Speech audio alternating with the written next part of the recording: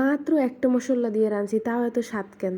আপনারা তো এত এত মসল্লা দেন, তাও এত মজা লাগে না কেন? ভিডিওতে দেখেন ভুলটা তো ওখানেই করেন আপনারা। বিভিন্ন রকম মসল্লা দেন, চিংড়ি একদম মাংসের মতো লাগে, চিংড়ির মতো আর লাগে না। আমিও আগে এই ভেবে একদম ভুলটা করতাম। তো এক সেলিব্রিটির বাসায় আমি হাঁসের মাংস, চিংড়ি ভুনা আর বেগুন ভাজা, ইলিশ মাছ পাঠাই, তখন তারা বলছে সবকিছু স্বাদই ঠিক আছে, কিন্তু চিংড়ি মাছে তো এত মসল্লা দেয় না, চিংড়ি মাছ খালি পেঁয়াজ দিয়ে রানতে হয়।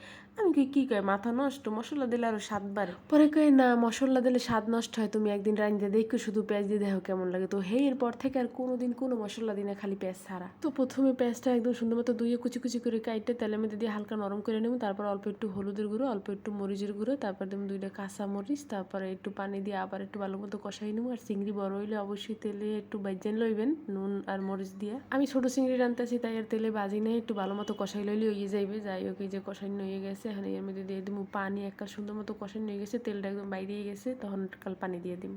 তো এই পরিমাণ পানি দেবেন যাতে এককালে চিংড়িটা সেদ্ধ হয়ে যায়, ভালো মতো কোনো গন্ধ মতো না থাকে।